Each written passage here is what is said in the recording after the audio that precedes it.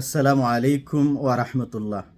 সম্মানিত দিনী ভাই ও বোনেরা, আমরা আনন্দের সাথে জানাচ্ছি আজকে আমাদের সাথে রয়েছেন বাংলাদেশের বিশিষ্ট আলেমে দিন মিসবাহুল উলুম কামিল মাদ্রাসার হেড মুহাদ্দিস, বাংলাদেশ মজলিসুল মুফাসসিরিনের কেন্দ্রীয় সহকারী সাধারণ সম্পাদক মোহতারাম মাওলানা শাইখুল হাদিস মাহমুদুল হাসান হাফিজাহুল্লাহ। মোহতারাম, কেমন আছেন? আসসালামু আলাইকুম রহমতুল্লাহ। আপনি কেমন আছেন? আল্লাহ শুকুর, আলহামদুলিল্লাহ।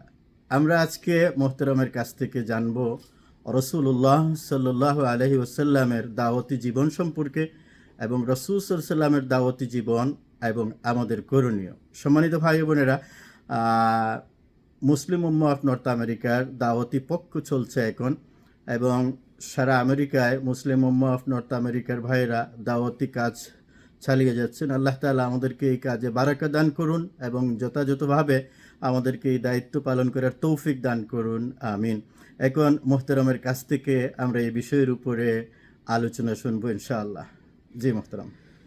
আসসালামু আলাইকুম ওয়া রাহমাতুল্লাহি ওয়া বারাকাতুহু। আলহামদুলিল্লাহি রাব্বিল আলামিন ওয়াসসালাতু ওয়াসসালামু আলা সাইয়্যিদিল আমবিয়াই ওয়া আশরাফিল মুরসালিন সাইয়্যিদিনা ওয়া নাবিয়িনা মুহাম্মদ সাল্লাল্লাহু ওয়া সাল্লামু আলাইহি ওয়া আলা আলিহি ওয়া সাহবিহি والتابعين ومن تبعهم بإحسان إلى يوم الدين وسلم تسليما كثيرا أما بعد فأعوذ بالله من الشيطان الرجيم بسم الله الرحمن الرحيم قال الله سبحانه وتعالى في القرآن الكريم ومن أحسن قولا ممن دعا إلى الله وعمل صالحا وقال إنني من المسلمين وقال سبحانه وتعالى ادع إلى سبيل ربك بالحكمة والموعظة الحسنة وجادلهم بالتي هي أحسن قال رسول الله صلى الله عليه وسلم بلغوا عني ولو آية وحدثوا عن بني إسرائيل ولا حرج ومن كذب علي متعمدا فليتبوأ مقعده من النار صدق الله العظيم وصدق رسوله النبي الكريم। সম্মানিত ভাই এবং বোন, প্রিয় দর্শক শ্রোতা, কাছে এবং দূরে যে যেখান থেকে দেখছেন, আপনাদের সবাইকে অনেক অনেক প্রীতি, শুভেচ্ছা, মোবারকবাদ জানাচ্ছি। আমরা আজকে বিশ্ব মানবতার মহান কাণ্ডারি, বিশ্ব মানবতার দরদি বন্ধু, সর্বকালের সর্বযুগের সর্বশ্রেষ্ঠ মহামানব মহানবী, আমাদের প্রিয় নবী আকায়ে মাওলা তাজদারে মদিনা জনাবে মুহাম্মদুর রাসূলুল্লাহ সাল্লাল্লাহু আলাইহি ওয়াসাল্লামের দাওয়াতি জীবন কেমন ছিল এবং সেই আলোকে আমাদের জন্য কি করণীয় আছে, আমরা সেই প্রসঙ্গে একটু সামান্য কথা আপনাদের সামনে উল্লেখ করতে চাই, আলোচনা করতে চাই। প্রথমত কথা হচ্ছে যে আল্লাহ সুবহানাহু ওয়া তাআলা এই পৃথিবীতে যত মানুষ, যত জনপদ, যত জাতি, যত কওম পাঠিয়েছেন, এমন কোনো কওম, এমন কোনো জাতি, এমন কোনো জনপদ, এমন কোনো দেশ, এমন কোনো ভাষার মানুষ পৃথিবীতে পাঠান নাই যাদের কাছে আল্লাহ তাআলা তাদের হেদায়েতের জন্য, দুনিয়ার জীবনে শান্তি আর পরকালের মুক্তির জন্যে আল্লাহ সুবহানাহু ওয়া তাআলা সতর্ককারী, সুসংবাদ দানকারী নবী এবং রাসূল প্রেরণ করেন নাই, এমন কোনো জাতি পৃথিবীতে ছিল না। আল্লাহ তাআলা কোরআন আল কারীমে বলছেন ওয়ালাকাদ বাআসনা ফি কুল্লি উম্মাতির রাসূলা আন ইবুদুল্লাহা ওয়াজতানিবুত তাগুত। আল্লাহ তাআলা বলছেন যে আমি পৃথিবীর প্রত্যেক জাতির কাছে, প্রত্যেক উম্মতের কাছে, কওমের কাছে, জনপদের, জনগোষ্ঠীর কাছে আমি নবী এবং রাসূল প্রেরণ করেছি। নবী এবং রাসূলগণ তাদের নিজ নিজ কওমের কাছে এসে তারা এই দাওয়াত দিয়েছে, আন ইবুদুল্লাহ, তোমরা এক আল্লাহর দাসত্ব করো, এক আল্লাহর গোলামি করো, এক আল্লাহর আইন তোমরা মেনে চলো, তার বিধানকে তোমরা মেনে চলো। ওয়াজতানিবুত তাগুত, আর তোমরা তাগুতকে বর্জন করো। তাগুত যে শক্তি আল্লাহ ছাড়া যার ইবাদত করা হয়, আল্লাহ ছাড়া যার গোলামি করা হয়, এবং যেই অপশক্তি নিজেরাও আল্লাহ রাব্বুল আলামিনের বিধানকে মানে না, অবজ্ঞা করে, অস্বীকার করে, এবং তাদের অধীনস্থ যারা আছে সাধারণ জনগণ, তাদেরকেও আল্লাহর আইন মানার ক্ষেত্রে প্রতিবন্ধকতা সৃষ্টি করে, এমন অপশক্তি হলো তাগুত। আল্লাহ তাআলা সকল নবী এবং রাসূলদেরকে বলেছেন এই তাগুতকে বর্জন করার জন্য, এই তাগুতের সঙ্গে যেন আমাদের কোনো রকমের সম্পর্ক যেন আমরা স্থাপন না করি। যেমনটা আল্লাহ তাআলা কোরআন আল কারীমে অন্য আয়াতের মধ্যে বলছেন, সূরা আল বাকারায়, ফামাই ইয়াকফুর বিত-তাগুত ওয়া ইউমিন বিল্লাহি ফাকাদ ইসতামসাকা বিল উরওয়াতিল উসকা লা ইনফিসামা লাহা আল্লাহু সামিউন আলিম। আল্লাহ বলছেন যারা তাগুতকে বর্জন করলো অতঃপর আল্লাহর প্রতি ঈমান আনলো, তাহলে বোঝা গেল আল্লাহ তাআলার প্রতি খাঁটি বা বিশুদ্ধ ঈমান আনার জন্য প্রথমত তাগুতকে বর্জন করতে হবে। যেই অপশক্তি আল্লাহর বিধানকে মানে না, যে অপশক্তি আল্লাহর দিনকে মানতে চায় না, যে অপশক্তি আল্লাহর জমিনে আল্লাহর দিন প্রতিষ্ঠিত হোক এটা যারা কামনা করে না, চায় না, বরং এটাকে যারা মূলোৎপাটিত করতে চায়, এমন অপশক্তি এবং যারা সাধারণ নাগরিক এবং জনগণকেও আল্লাহর বিধান মোতাবেক জীবন চালাতে, দেশ চালাতে, সমাজ চালাতে, পরিবার চালাতে, অর্থনীতি চালাতে যারা প্রতিবন্ধকতার সৃষ্টি করে প্রতিটি পদে পদে, এমন অপশক্তির সঙ্গে কোনো রকম কোনো ইমানদার, কোনো বিশ্বাসী মানুষ কোনো আত্মার সম্পর্ক, কোনো ভালোবাসার সম্পর্ক রাখবে, কোনো মহাব্বতের সম্পর্ক রাখবে, এটি আল্লাহ তাআলা কখনো চান না। ফলে আল্লাহ তাআলা বলেছেন সকল নবী এবং রসুলদেরকে দিয়ে এই মেসেজটা দেওয়াছেন যে আনি আবুদুল্লাহ ওয়াজতানিবুত তাগুত, তোমরা এক আল্লাহর গোলামি করো আর তোমরা তাগুতকে বর্জন করো। প্রিয় ভাই এবং বোন, এই আয়াতে কারিমা থেকে আমরা পরিষ্কার হয়ে গেলাম যে দুনিয়াতে সকল নবী এবং রসুলগণ তাদের কওমের কাছে এসে এক আল্লাহর দাসত্বের কথা বলেছেন, এক আল্লাহর গোলামির কথা বলেছেন। ফলে এই দাওয়াতের জিম্মাদারিটা আল্লাহ তাআলা নবী এবং রসুলদের দিয়ে পৃথিবীতে পালন করিয়েছেন। তারা এই দায়িত্ব পালন করে সফলভাবে তারা আল্লাহর কাছে সফলতা নিয়ে তারা দুনিয়া থেকে চলে গিয়েছেন। এবং এই নবী এবং রসুলদের আগমনের ধারা আমাদের পেয়ারা নবী মুহাম্মদুর রাসূলুল্লাহ সাল্লাল্লাহু আলাইহি ওয়াসাল্লামের মাধ্যমে পরিসমাপ্ত হয়েছে। নবীজির পরে আর কোনো নবী আসবেন না।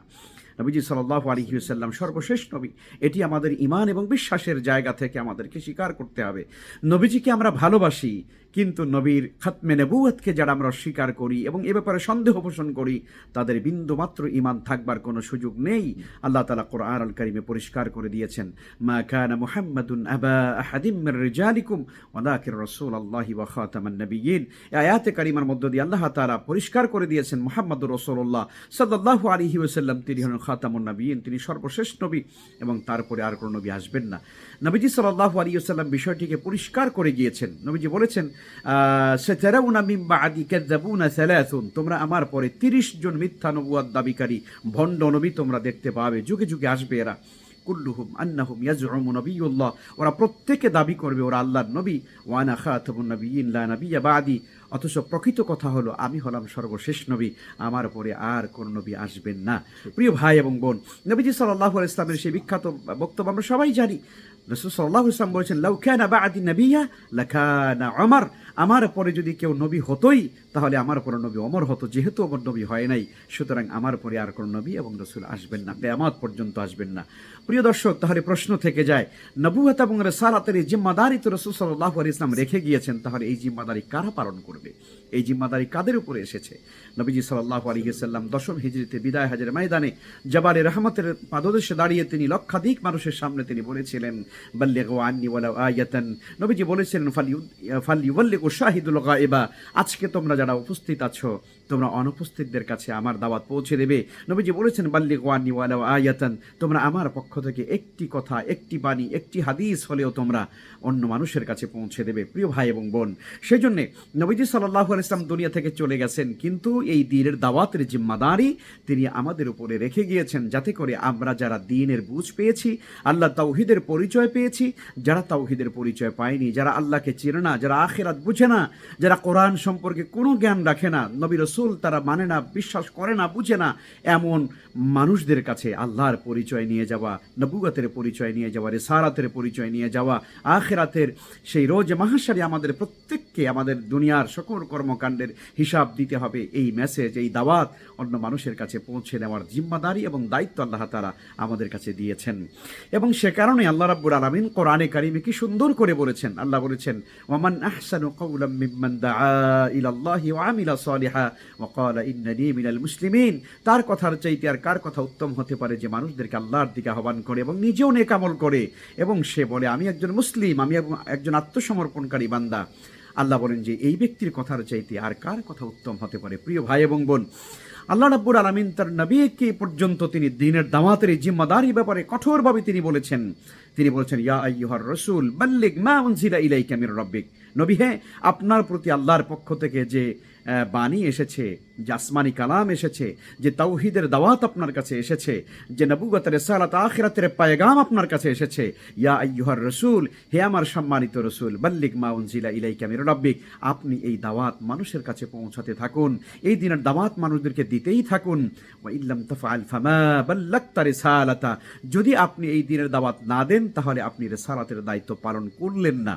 প্রিয় ভাই এবং বোন, সেই জন্যে নবীজি সাল্লাল্লাহু আলাইহি ওয়াসাল্লাম তিনি কিন্তু এই দাওয়াত দিয়ে গোটা দুনিয়ায় এই দাওয়াত পৌঁছে গিয়েছেন এবং তিনি সফলতা অর্জন করেছেন। পরিপূর্ণ দিনের দাওয়াত তিনি পরিপূর্ণ মাত্রায় তিনি পৌঁছে দিয়েছেন। তার প্রমাণ হচ্ছে রাসূলুল্লাহ সাল্লাল্লাহু আলাইহি ওয়াসাল্লাম তিনি বিদায় হজের ময়দানে বলেছিলেন, আলা হাল বাল্লাগতু, আলা হাল বাল্লাগতু, আলা হাল বাল্লাগতু, আমি কি তোমাদের কাছে পৌঁছে দিয়েছি, আমি কি আমার দাওয়াত পৌঁছে দিয়েছি?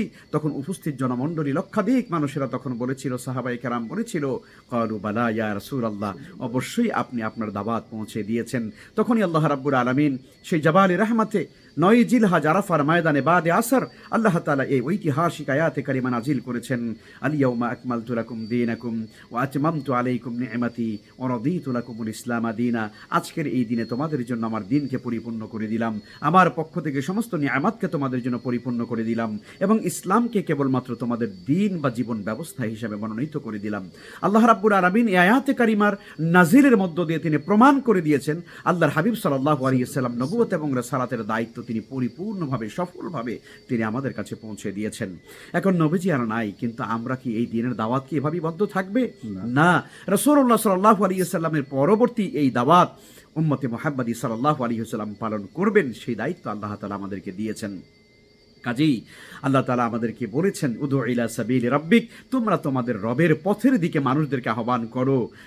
আর তোমরা মানুষদেরকে ডাকতে গিয়ে তোমরা কি করো? উদু ইলা সাবিলি রাব্বিক বিল হিকমা, তোমরা জ্ঞানের সাথে, প্রজ্ঞার সাথে, কোরআন এবং সুন্নাহর অথেন্টিক নলেজের সাথে তোমরা মানুষদেরকে আহ্বান করো।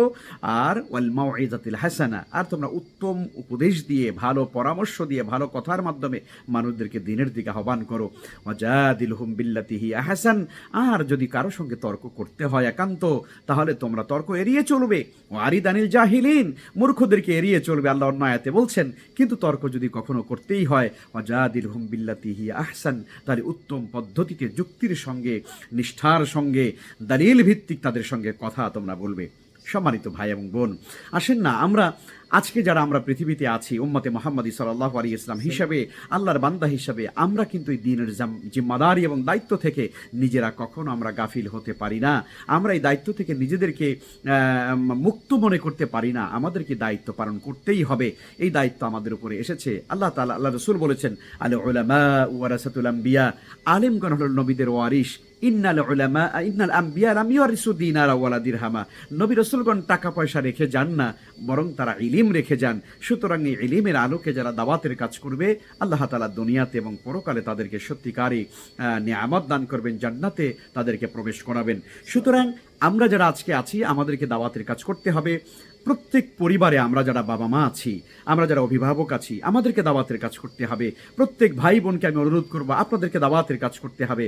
রাসূলুল্লাহ সাল্লাল্লাহু আলাইহি ওয়াসাল্লাম এই নির্দেশ দিয়েছেন। আল্লাহ তাআলা নিজেই বলেন, ইয়া আইয়ুহাল্লাযীনা আমানু কু আনফুসাকুম ওয়া আহলিকুম নারা, হে ঈমানদারগণ, তোমরা নিজেরা জাহান্নাম থেকে বাঁচো, তোমাদের পরিবার পরিজনকে জাহান্নাম থেকে বাঁচাও। রাসূল আরবি সাল্লাল্লাহু আলাইহি ওয়াসাল্লাম বলেছেন, আলা কুল্লুকুম রাঈন ওয়া কুল্লুকুম মাসউলুন আন রাইয়াতিহি, তোমরা প্রত্যেকে দায়িত্বশীল, আর তোমাদের অধীনস্থদের সম্পর্কে, তোমাদের সন্তান সন্ততি সম্পর্কে, তোমাদের পরিবার পরিজন সম্পর্কে তোমাদেরকে আল্লাহর কাছে জিজ্ঞাসিত হতে হবে। সুতরাং যে যে পর্যায়ে আছো তোমরা দাওয়াতের কাজ করতে থাকো। প্রিয় ভাই এবং বোনেরা, এই জন্য আপনাদেরকে আজকে আহ্বান জানাতে চাই, মুসলিম উম্মাহ নর্থ আমেরিকা আলহামদুলিল্লাহ তারা এই যে দাওয়াতি পক্ষ তারা ঘোষণা করেছে, এই দাওয়াতি পক্ষে আমি মনে করি যে আমাদের প্রত্যেকের সাধ্য মোতাবেক যে যেখানে আছি, যে পর্যায়ে আছি, আমরা আমাদের দাওয়াতি কাজ আঞ্জাম দেব ইনশাআল্লাহ তাআলা। জাযাকাল্লাহুল খায়র ইয়া শেখ, অত্যন্ত সুন্দরভাবে প্রাঞ্জল ভঙ্গিতে এবং সহজ করে দাওয়াতের উপর আপনি যে আলোচনা করেছেন, এই জন্য আপনাকে অসংখ্য ধন্যবাদ। অনেক শুকরিয়া। আল্লাহ তাআলা দুনিয়া আখিরাতে আপনার কল্যাণ করুন এবং আমাদের সকলকে দাওয়াতের ময়দানে যথাযথ ভূমিকা পালন করার তৌফিক দান করুন। আমিন। জাযাকুমুল্লাহুল খায়র। সম্মানিত দর্শক মণ্ডলী, আপনাদের সকলকে অসংখ্য ধন্যবাদ। জাযাকুমুল্লাহুল খায়র। ওয়াসসালামু আলাইকুম ওয়া রাহমাতুল্লাহি ওয়া বারাকাতুহু।